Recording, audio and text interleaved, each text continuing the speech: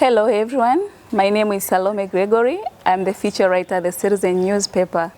I as well coordinate the Woman Pullout, which comes out every Saturday. So today I'm with Anabahati Mlei, the Female Future Program Coordinator at the Association of Tanzania Employers. We'll talk more about the program itself, why was it started, its success, challenges, and the impact it has made in the lives of women at workplace and at a personal level. Hello, Anabahati. Hello, Salome. How are you today? I'm very good, thank you. So kindly tell us a little bit about the program itself. Well, the Female Future Program was launched in 2016 by the Vice President, Her Excellency Samia Suluhu. And it's a program which prepares women for leadership positions. It trains them, it gives them the skills, the knowledge and capacity to sit in high leadership positions, but also to apply for board positions and lead as board members. So for the past few years, we have seen women going through the program, about 150 plus women. Wow. And we have seen these women evolve, we have seen them grow. Some of them have taken higher positions at their workplaces. Some of them have applied for prestigious boards and have gotten those positions.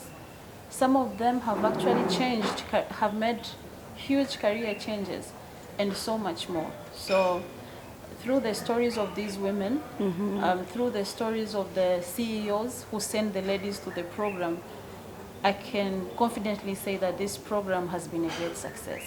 So how is the program look like when someone or the employer involve the women in the program? How does it look like a rough sketch of it? This is a 14 days program, but it is carried over a period of 9 months. So basically they learn, we have 3 modules. They do leadership, which is more about how do you see yourself as a leader, how do you lead as a woman, and what your leadership style, and it's more about you as a person. And then we do a module in rhetoric. This is a very interesting module. Okay. It's more about how to make persuasive speeches, how to communicate persuasively, how to make sure that you use communication as a tool to grow in your career.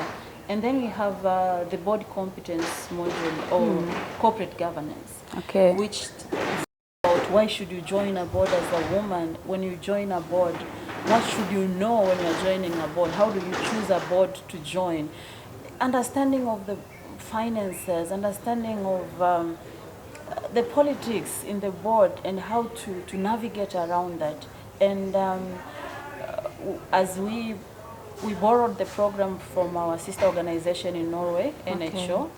It's like the ATE of Norway. Okay. But we customized it to make it have that feel relatable for the Tanzanian environment. And we do it together with Esami, who attended the training of trainers for the program. So you can tell that it's a well-tailored program for the women. Yes. So what has been the major challenges since you kind of started to train women? The challenges with women, I can say that it is more like most women, when they come for the program, they come from a place of, they tell you that I'm happy where I am. Okay. I am okay with doing what I do because I have so many other responsibilities on me. So when they come for the program, it's more about telling them, you know what, you can actually take more on your plate. And why should you take more on your plate as a woman? And why is it necessary, not just for you, but for the organization and for the community at large? So, and I see that by the end of the program, you see that mindset, that mentality changes a lot, and then that's when you see them now going for higher positions, applying, taking chances, and things like that. What do you think makes that comfortability at a certain level of maybe being in a position at the workplace? I think, as I said earlier, for most women, it's the responsibilities that they have around them. When you're a woman, most of them are mothers. You have community responsibilities. We are coming from an African family setup. If you are married to someone, you're married to the whole society. Okay. Then we take a lot of other responsibilities, like church responsibilities. We have the vikoba, we have so much going on. So it gives them that comfortability that, okay, this is a well-paid position. I am okay. And of course there are other things that lead to that. It's not just the woman herself. There are a lot of biases. Most of them unconscious biases, which makes women stick to that position. And I would like to take us a little bit back, because I'll talk of the leaking pipelines as a woman from the time you enter into the employment line.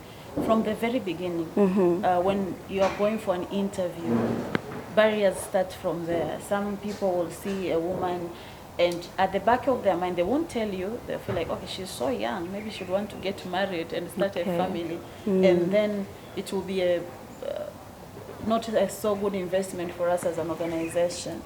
And as they go into the workforce, the biases keep on being there. On promotion, it's evident that most women get jobs which do not attract a lot of promotion and things like that, and they move forward. So we tend to ignore them, but they are there, and they really restrict women from growing upwards, horizontally and vertically. So if I tell you to be specific, yes, which are the jobs which doesn't attract promotion, like to be specific? When I say jobs that don't attract promotion, let me just give you a simple example.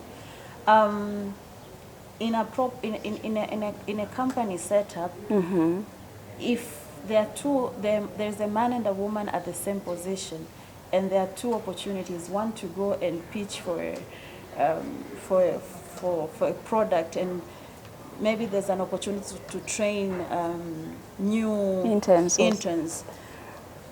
Subconsciously, the woman is likely to be given that opportunity to go and train interns, and the boy will be given that opportunity to go and pitch a product. Okay. It's not planned. It happens subconsciously, and in that way, you can now imagine going to train is a good thing. Okay. It makes you more comfortable with your job. It makes you understand your company more. But it doesn't give you that exposure with your clients. It doesn't give you that the results which will attract your manager's attention. So there are things like that. Okay. Yeah, there are things like that. And they're happening subconscious. That's why we talk about them, so that we can make sure that women are aware of such things, so that they know when it's happening. There's also that thing of being moved from one department to another. As much as it gives you more experience at the job, it's also important to be focused on what you really want to achieve in the next 5 years, 2 years. And that's why women are encouraged to share with their managers their development plan, so that they know if they have to move you, they have to move you to go to a place where you will really grow in line with your career goals. And let's say maybe you are being moved to another department, Yes. and you can't have like that a face-to-face. You cannot easily get access to the boss and share your thoughts before you are being moved. What a woman should do in such an environment? First of all, I think when you start work, when you start a job, communicating should be a very key way of you building a relationship at the workplace. And this is what we are trying to encourage women to do more. Communicate, share, speak about your work, make sure that it gets their attention. When you are doing rhetoric, they learn something to do with elevator pitch. Like when you meet people, even in not so formal scenarios, how do you quickly communicate your desires and things like that? So I encourage women, when you join the workplace, communicate, share your career goals with your manager, so that even if it has to do with the kind of trainings you want to attend, the kind of opportunities that you're looking out for, the kind of volunteering activities that you want to be in, so that you can, so that it can all add up to your career goals. They should communicate that. So let's say I'm out of nowhere, I happen to meet the director maybe at the corridor.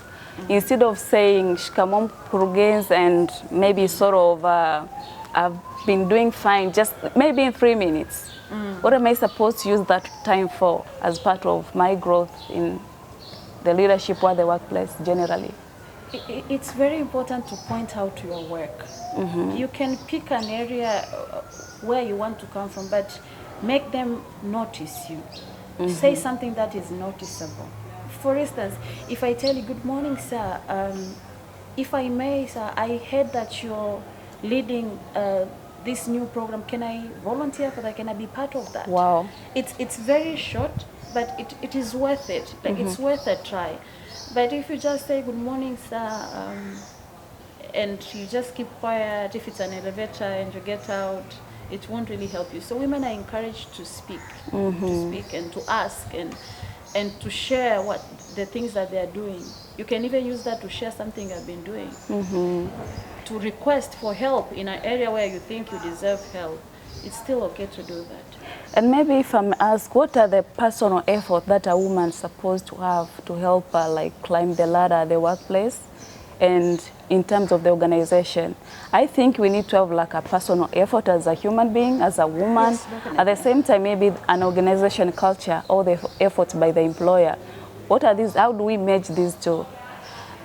As for a woman, when you join the workforce, the first thing is to know what are your career goals and make sure that whatever you are doing at the workplace is adding up to that. Now, in case, in most offices, women get vague feedback. People will comment on your style, on the look, and they will barely comment on what you really bring to the table. So always ask for that specific feedback, even if it's from your managers. If they say you have done a good job, ask them how good was it, what areas were well done, were better. Yes, be specific. Another thing is, as I said, communicate. Always make sure that your job gets the attention it deserves. You know what they say, success is 50% of what you do and 50% of how you communicate what you do. Wow. So you should make sure that you communicate your work. Some people say, I don't like speaking about my work, then write about it. Make sure that it gets the attention that it deserves. And if you're at the workplace and you see that there are things that are not complementing your work, you should also communicate the same. And if there are other women, you could also organize each other as a support as a support system. And another thing you could do is get a mentor, a career mentor, who will help you to really get the best you can get out of your job, and always stay learning. You know what they say, leadership and learning cannot be separated. So you have to always learn. There are new trends every day. At the workplace, so many things keep changing. So you cannot relax and think that you are irreplaceable. You have to always be learning. And if you're in a position to bring major changes, such as policy changes, you are a HR director, and you see that the office doesn't have flexible working hours for women, then you should take that up as a personal initiative to push for that. I have a funny story of this lady who was a HR, and other ladies went to her. She wasn't having kids, so they went to her and asked her, the health insurance covers we are getting are only for us. They don't extend to our children. Could you make it possible? And she didn't take it up. And then she had a child, and her child was always sick. So she had to take an initiative to make sure that the company covers up to children and spouses and things like that. So when you're in a position to make a change, especially a policy change, then you should work, you should push for that. And that way you'll just not help yourself, but other women in the organization as well. What should the organization do? Organizations have the responsibility, the mandate to make sure that they have gender equality instilled in the organization, in their policies. We encourage them to work with the government to make sure that we do away with socio-economic disadvantages that women have to go through. We also encourage organizations to work with other organizations in designing policies and creating an environment that is enhancing to make sure that women get the opportunity to grow career-wise. We also, like at ATE, we encourage organizations to work with women-led organizations, organizations that are for gender equality, because they can also give them guidance how to go about it. Like last year, not last year, the other year before COVID hit, we had a conference, and in that conference we worked together with Global Compact, which helped the organization to understand how to include women empowerment principles in their policies. And actually 24 organizations signed a commitment back that we will make sure that we include these women empowerment principles in our policies. So we encourage organizations to learn and make sure that they have that in their organizations, in their policies, in their manuals, and in their culture as well. We also encourage, we work with organizations, but also encourage them to do gender audits so that they can know where do they stand in such matters, and have gender policies to make sure that they are inclusive. There's gender inclusive at the workplace. And in case that they need help, we are always available to do that. Because it's not just a matter of gender, of having women, but it's also a matter of business. It's a business case. It has been proved that when you have more women in leadership positions, in management, it also increases the productivity of the company. It also, so it's actually for the good of the organization. And with the 24 organizations that you have just mentioned, yes, have you done sort of a follow-up to exactly learn how is it coping, maybe the changes, the success stories around? Well, it has been a short while, but most of the organizations that we are working with, we already know. Some of them had been working around better better conditions for women when they go through maternity. And you know, the funny thing is, most of organizations have these things in place. They have already started working on it, but they didn't know, because they don't know how to measure it, or how to, they don't have sustainability reporting to know how to report on these things. So we are working around that, and yes, most organizations are really helping on that. The gap is there, it's thin. And like for last year, we also worked with the organization on elimination of violence and harassment at the place of work. That's also a very sensitive area, and it makes a lot of women either decide to leave their job, or it makes them not get promotions that they deserve, learning opportunities that they deserve, causes a lot of emotional trauma and things like that. So for last year, we did a few trainings with organizations on elimination of violence and harassment at the world of work. And some of the organizations which attended are those which signed the Global Compact, signed the commitment to adhere to the UN Women Empowerment Principles. So you can see that organizations are striving for that. Yes. You have mentioned something about being a mentor and a mentee.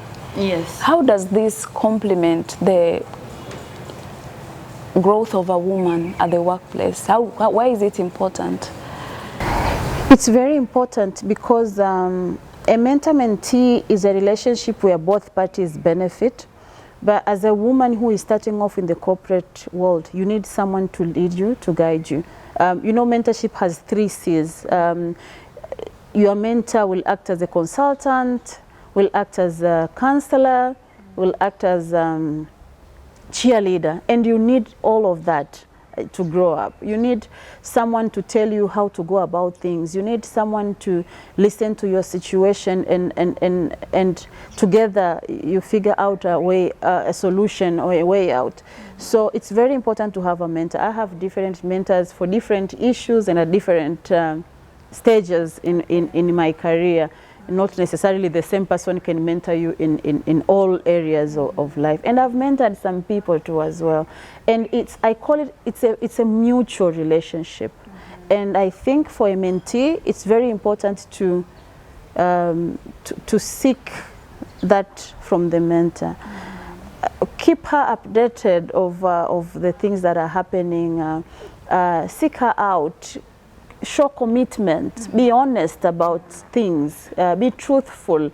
And this is what makes it a very important relationship.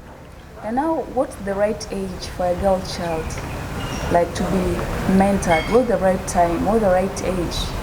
Maybe we can say we need to have like a specific age. So this is the right time for a girl to start being mentored, to be a leader, or to be someone in the community. I think if it's about leadership, a girl child has to be affirmed, assured that you can also lead from a very young age. In most of our families, unfortunately, girls don't even get the chance to be heard. But from my own experience, I was always listened to. I was given a chance to speak, respectfully communicate. And that's very important as well, to respectfully communicate, listen, and be listened to. And most of the women that I know who are in leadership, when you ask them, they tell you that it started from a very young age. We grow, you go to church, you start nursery school. So if you start nurturing them from that age, then it builds the confidence to lead. So even if we try to do a lot of trainings when we are already grown up, it's very important to start nurturing girls from a very young age. Make them believe that they can lead. Make them believe that leadership is also for them. Make them believe that they have a role to play. So for those who want to be leaders, do you advise them to get any form of formal training? Formal training is a necessity if you want to become a leader. In the book, there's a book called Charisma Myth. It tells about being a leader. Maybe you might think you have that in you, but it's necessary. That charisma needs to be built, needs to be developed, needs to be nurtured. And in the words of John F. Kennedy, leadership and learning are indispensable to each other. So yes, if you are in leadership, you are constantly learning. There are so many things to learn. Your leadership style, emotional intelligence, understanding people, how to influence people. So there are so many skills that need to be learned. You cannot be a leader and just stay away from learning. You mentioned something about books. Yes. Which at least 2 titles would you recommend for a woman who want to be in a leadership? There are quite a number of books. You can focus on leadership books only, but you can also focus on books that are designed for women who wants to lead. There are books like Dare to Lean by Rennie Brown, Lean In by Shirley Sandberg. There are books like Madam President about Hillary Clinton. You can actually read biographies of women who have been leading. There is Madam Secretary. It's a book about Madeleine Albright. So there are so many books available where you could really learn. And you don't have to copy their style of leading, but at least it gives you a picture of what you could do to become a good leader. Yes. And what is success in your career life? What do you define as success? My greatest success is connected to the successes of women that I work with. So for me, if you ask me what success to me is when I get feedback from the women that, oh, Anne, I have applied for that opportunity. I've taken that job offer. I have joined that board. That is the moment of success for me. So my success is really connected to the women that I work with. And maybe for the past 5 years at the Association of Tanzania Employers, do you have sort of maybe any percentage showing that women are kind of climbing the ladder through the program itself? Yeah, through the program, we collect data. Like every year we ask them for feedback, personalized. Like, have you joined any board? Have you been promoted? Have you moved positions? Have you taken a more challenging position? And things like that. And yes, there is success. I think after a while we will, because when the program started, we did a survey. And I think after a while we'll do another survey to see how far it has impacted the society. But yes, we have, even the CEOs will tell you about it. I know some companies whereby if a lady comes for the program, it's guaranteed that they'll be promoted. To a point that actually some ladies who are not being brought by the organization paid for themselves to attend so that they get, yes. How does that work, like if someone wants to do it at a personal level? Yeah, as long as they qualify, they can pay for themselves.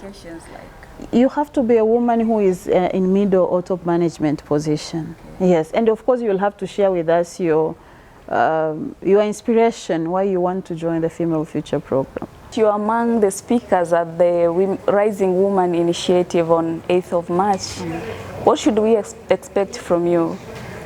I think on the 8th of March, we'll talk more about women, the biases they face, and mostly about how to go about it. I am more of solutions. I want us to speak of what to do. It's no longer about throwing each other a pity party. We are not going to share bad experiences. No, we are going to share solutions and how to move forward as women in the workplace. So as for the Female Future Program, we are now open for cohort 7 registration.